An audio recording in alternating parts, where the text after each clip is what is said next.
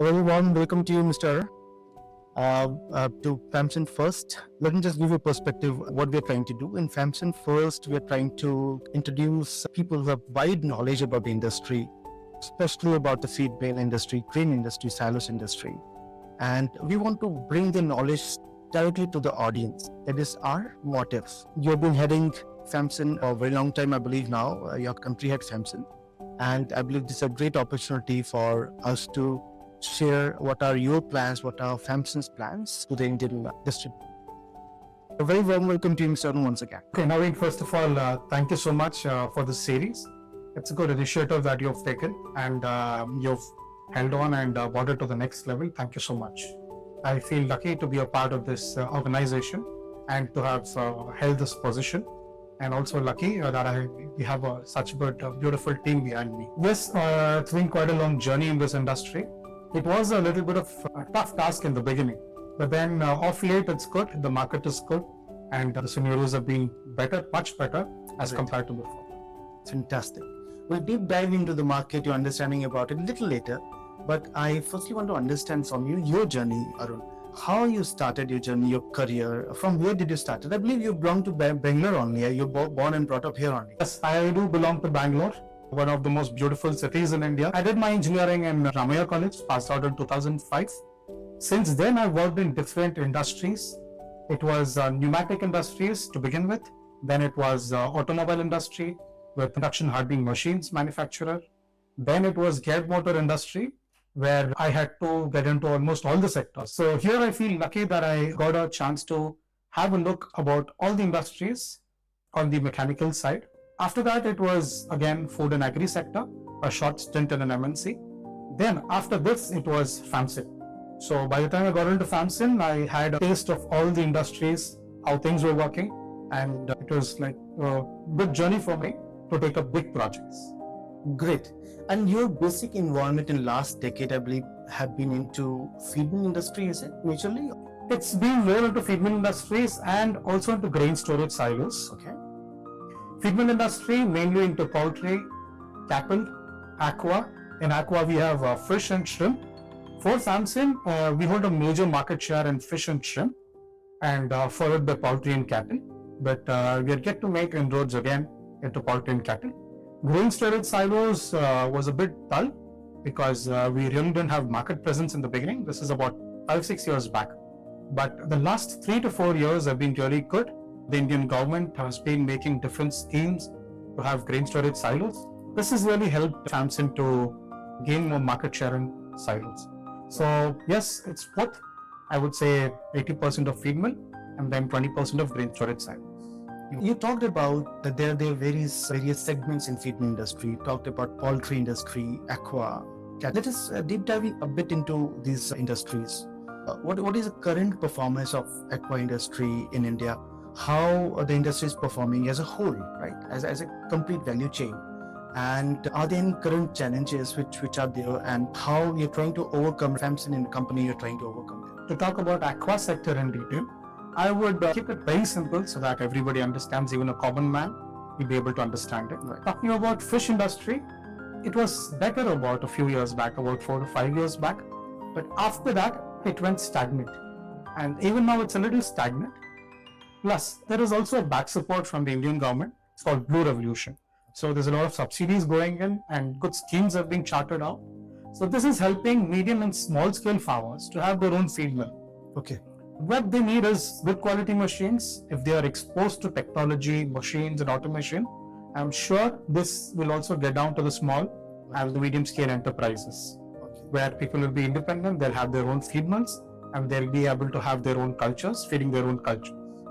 So fish has been pretty decent, unlike shrimp. Talking about shrimp industry, it is still going through a down phase. There was a very good phase about 4-5 years back, but then again the downfall started due to various reasons. Could be medicines, could be less exports outside India. Then yet to recover. Things are a little better, but yet to recover. I feel this will take another 1 or 2 years to recover back. Okay. So you're saying that fish is little better than shrimp currently in the market, is that so? Or both are Yes. more or less on the same stage? No, I would say fish is a little better compared to shrimp feed industry.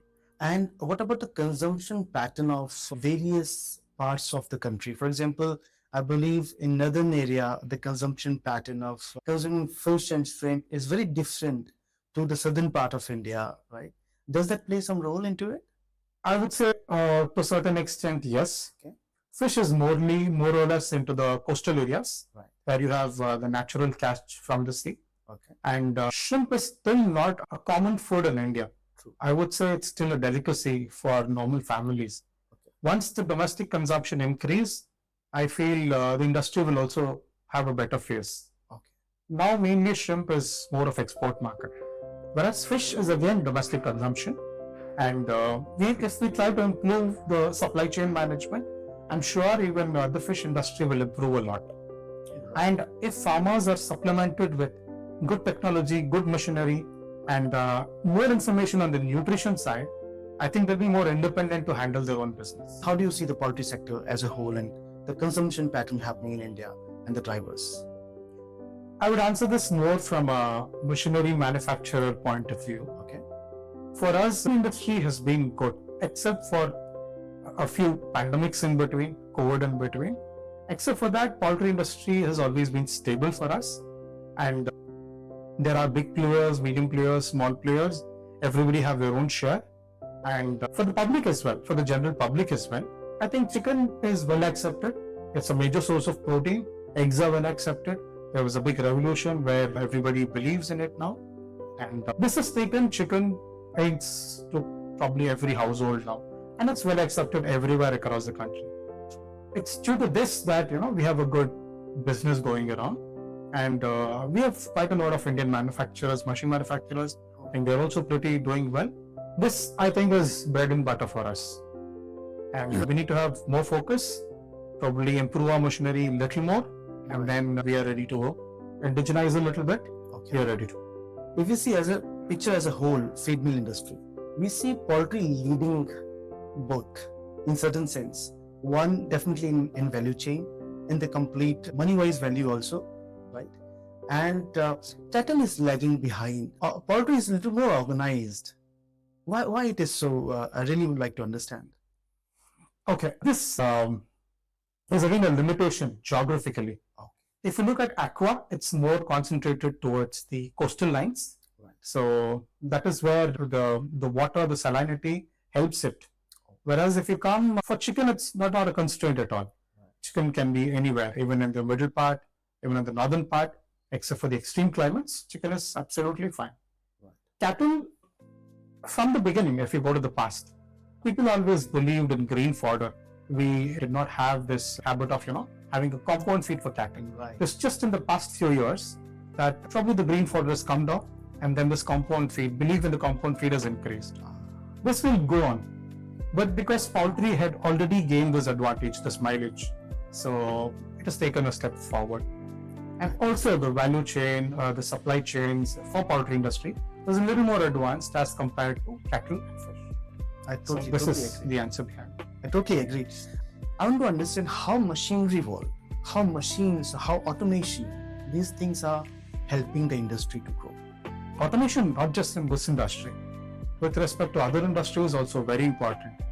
Talking about the poultry industry, our animal feed industry especially, we've not been able to, integrate what happens at the farm level and what has been happening at the machinery level.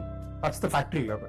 So if we are able to integrate both these, give it to the investor, give him ready-made reports, I feel this will improve a lot. This will really help him a lot.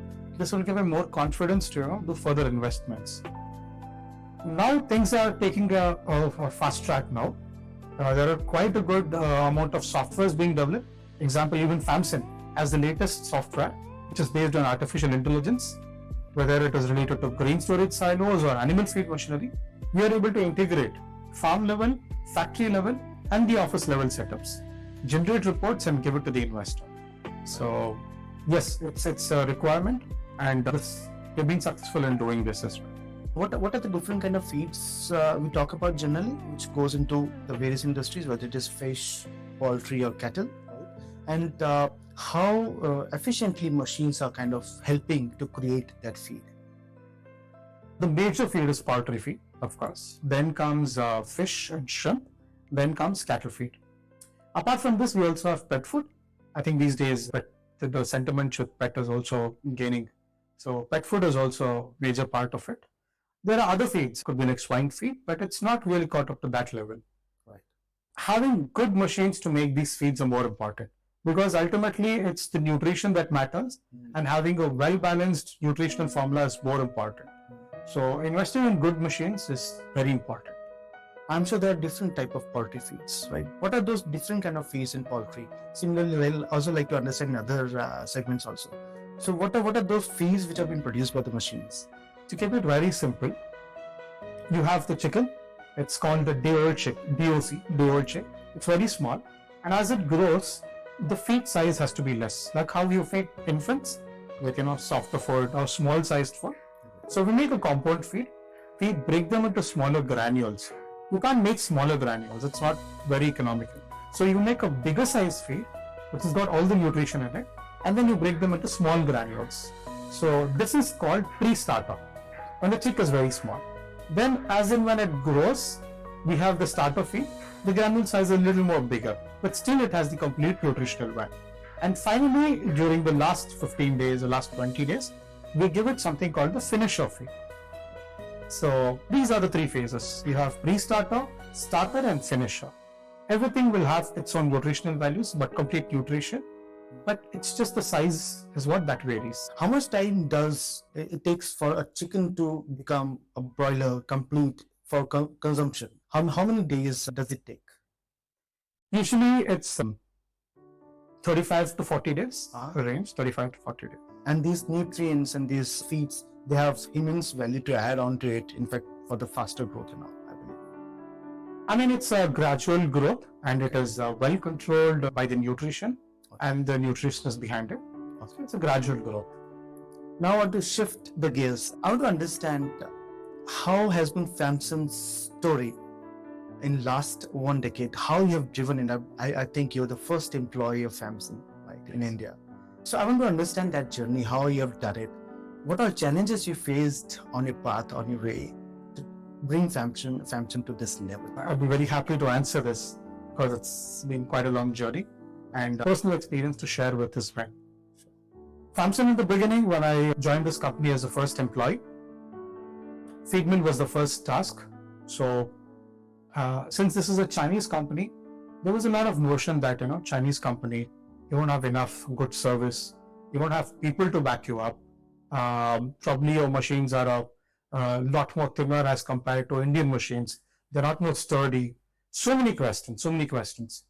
But then luckily, there were a few installations, and the installations were running well, and they're running even till today. So this was an answer.